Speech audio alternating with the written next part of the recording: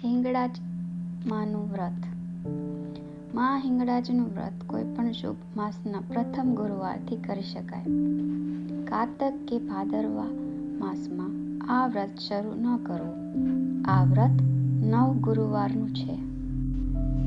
ગુરુવારના દિવસે ઘરની કોઈ પણ દિવાલ પાસે એક પાટલો મૂકી તેના ઉપર લાલ વસ્ત્ર પથારી માં હિંગળાજની છબીને ઉત્તરાભિમુખ સ્થાન કરો. માનું મુખ ઉત્તર તરફ રાખો. માની છબી પાસે એક મુઠ્ઠી ચોખા અને ગોળનો ગાંગડો મૂકો. ઘીનો દીવો પ્રગટાવી 5 અગરબત્તી કરો. માં હિંગળાજને ચાંદલો કરી અક્ષત તથા પુષ્પોથી વધાવો. ત્યાર પછી વ્રતની વાર્તા વાંચો કે સાંભળો. સાંભળતી વખતે હાથમાં ચોખા અવશ્ય રાખો. વાર્તા પૂરી થાય એ ચોખાથી માને વધાવી માં હિંગળાજની આરતી કરવી. માને સવા પાસેર લોટનો કંસાર ધરાવો. શક્તિ હોય તો વધારે પણ ધરાવી શકાય. એક નાનકડા ગામમાં એક ગરીબ બ્રાહ્મણી રહેતા હતા. તેમને એક પુત્ર હતો. આ બ્રાહ્મણ ખૂબ જ ધાર્મિક વૃત્તિનો, પરંતુ તે સાવ અભણ હતો. તેથી તે કાંઈ પણ કર્મકાંડ જાણતો ન હતો. તે ઘેરે ઘેરે લોટ માંગીને પોતાનું ગુજરાન ચલાવતો હતો. ઘણીવાર ગરીબીને લીધે તેને ભૂખ્યા સૂઈ જવું પડતું. તેમનું ઘર પણ સાવ તૂટેલું હતું. વરસાદમાં તો 3 જણા એક ખૂણામાં આખી રાત જાગતા બેસી રહેતા. બ્રાહ્મણી પોતાની ગરીબાઈ ઉપર ખૂબ જ નિશાસા નાખતા. તેમને થતું કે આપણા ગયા જન્મે એવા તે શા પાપ કર્યા હશે કે આપણે આટલી બધી ગરીબાઈ ભોગવવી પડે છે. તેમને પોતાના 5 વર્ષના રૂપાળા પુત્ર ઉપર વધારે જીવ બળતો. તેને થતું કે જો આ પુત્ર રાજાને ઘેર હોત તો તે ભલે પૂજાત. આપણા જેવા રંકને ઘેરે જન્મ લઈને તેની આખી જિંદગી કષ્ટ ભોગવવાનું પડશે. આમ 3 જણા જેમ તેમ પોતાની જિંદગી પસાર કરવા લાગ્યા. એવામાં એક વર્ષે તે ગામમાં ખૂબ જ ઓછો વરસાદ થયો.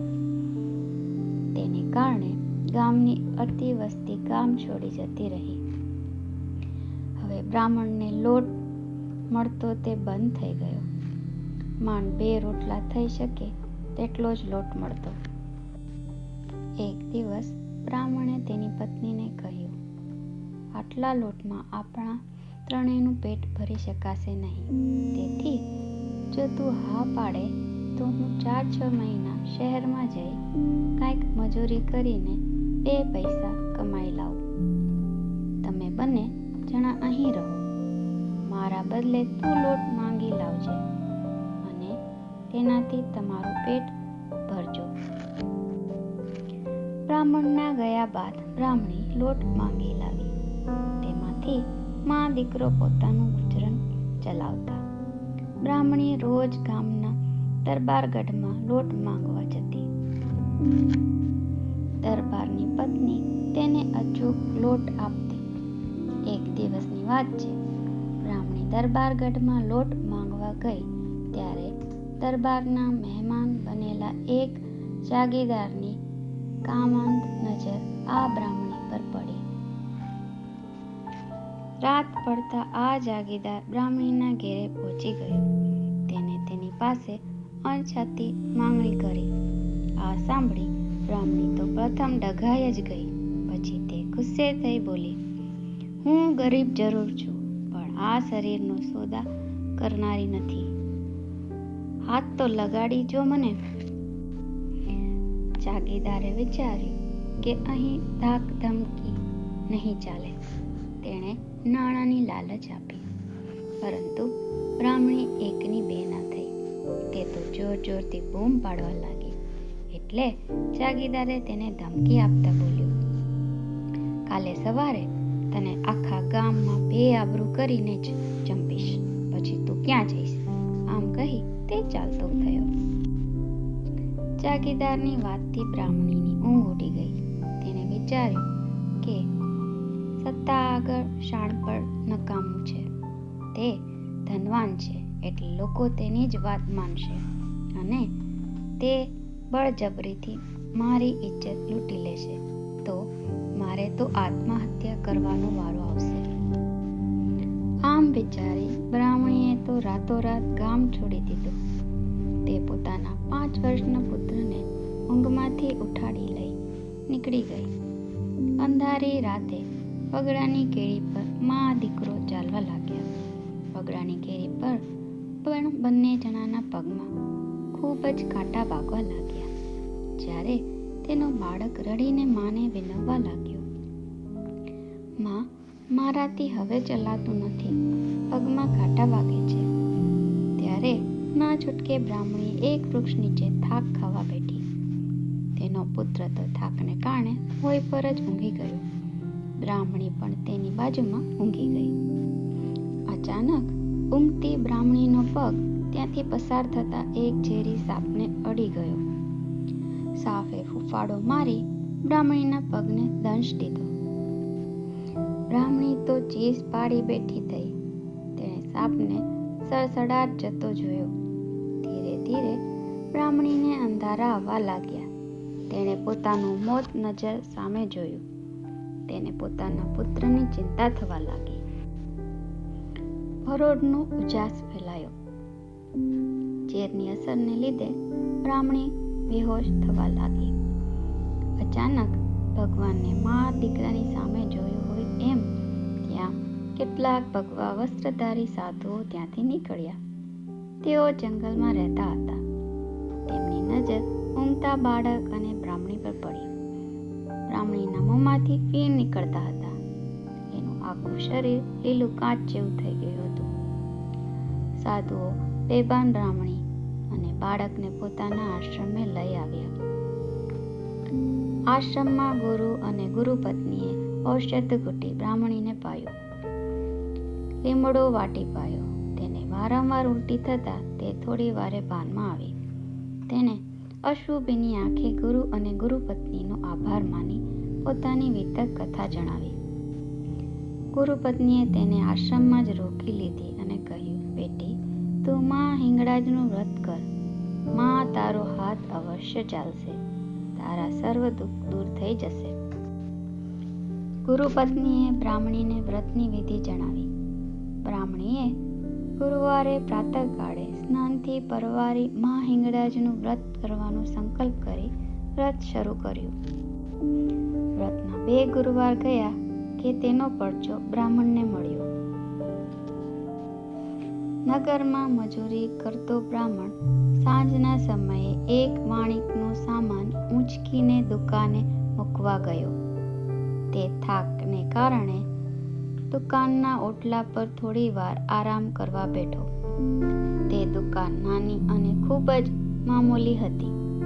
તે દુકાને માંડ રળિયા ખળિયા 4-5 ગ્રાહકો ખરીદી કરવા આવતા. પણ એ દિવસે એવી ઘરાકી થઈ કે દુકાનદાર તો ચકિત થઈ ગયો. તેને થયું કે આ બધો પ્રતાપ ઓટલે બેઠેલા માણસનો જ છે. દુકાનદારે તે બ્રાહ્મણને બોલાવી તેના વિશે પૂછપરછ કરી. બ્રાહ્મણે પોતાની ઓળખાણ આપી અને કહ્યું, હું તો અહીં આરામ કરવા જ બેઠો છું. હમણાં ચાલ્યો જઈશ. વાણિકે તેને પોતાના ઘેરે રોકી લીધો. બીજે દિવસે તેને દુકાને બેસાડતા આખો દિવસ ધરાકી વધુ રહી. દુકાનનું પડી રહેલો મોટા ભાગનો માલ વેચાઈ ગયો. 1 મહિનાની કમાણી એક જ દિવસમાં થઈ ગઈ. આથી દુકાનદારે તેને પોતાનો ભાગીદાર બનાવી દીધો. આથી બ્રાહ્મણ તો રાજી રાજી થઈ ગયો. 6 ગુરુવાર થયા એટલામાં તો વાણિકની દુકાન મોટી પેઢી જેવી થઈ ગઈ. 3-4 પાણોતર પણ ત્યાં કામ કરવા લાગ્યા. બ્રાહ્મણ પાસે થોડું ધન ભેગું થતાં તેને પોતાની પત્ની અને પુત્ર યાદ આવ્યા. તેણે વાણિકને પોતાને ગામે જવાની વાત કરી. વાણિકે તેને રજા આપી. 9 ગુરુવાર પૂરા થતાં બ્રાહ્મણીએ વ્રત ઉજવવાનું નક્કી કર્યું. ગુરુપત્નીએ તેને 9 સ્ત્રીઓને નગરમાંથી જઈ આમંત્રણ આપી આવવાનું કહ્યું. બ્રાહ્મણી તો 10મા ગુરુવારના આગલા દિવસે પોતાના પુત્રને લઈ નગરમાં જવા નીકળી. બ્રાહ્મણીએ વિચાર્યું કે આમંત્રણ આપ્યા વિના પાછું જવું નકામું છે. તે તો પોતાના પુત્ર સાથે દરવાજા બહાર સૂઈ ગઈ. સવાર થતાં પ્રધાન, સેનાપતિ અને રાજપુરોહિત તથા રાજ્ય અધિકારીઓની હાજરીમાં પરંપરા પ્રમાણે હાથણીને શણગારી અને તેની સૂંઢમાં કનકનો કળશ મૂક્યો. હાથણી તો ચાલતી ચાલતી બંધ દરવાજા પાસે આવીને ઊભી રહી. પ્રધાને દરવાજો ખોલતા હાથણી બહાર આવી બ્રાહ્મણીના પુત્ર પર કળશ ઢોળ્યો. તરત જ રાજપુરોહિત ત્યાં આવી તે બાળકને કપાળે રાજ તિલક કરી તેના માથે રાજમુકુટ મૂક્યો. બાળ રાજાનો જય જયકાર થવા લાગ્યો. આ જોઈને બ્રાહ્મણી તો ડઘાઈ જ ગઈ. તેની આંખોમાંથી હર્ષના આંસુ નીકળી પડ્યા. તે મનોમન હિંગળાજ માને વંદન કરવા લાગી. બ્રાહ્મણીને વસ્ત્રાલંકારોથી સજાવીને અંબાડીમાં બેસાડ્યા. સવારી બજારમાંથી નીકળી. બાળ રાજાને જોવા રસ્તાની બંને બાજુ ખૂબ જ ભીડ હતી. એ ભીડમાં બ્રાહ્મણ પણ હતો. તેણે પોતાના પુત્ર અને પત્નીને અંબાડીમાં બેઠેલા જોઈ હર્ષઘેલો થઈને દોડ્યો. બ્રાહ્મણીની નજર અચાનક બ્રાહ્મણ પર પડતા તેણે હથણીને ઊભી રાખાવી. માતા અને પુત્ર બંને નીચે ઉતરી બ્રાહ્મણના પગમાં પડ્યા. સેનાપતિએ બ્રાહ્મણને પણ અંબાડીમાં બેસાડી દીધો. સવારી વાજતે ગાજતે રાજ દરબારમાં આવી પહોંચી. રાજગાદી ઉપર બાળ રાજાને બેસાડ્યો.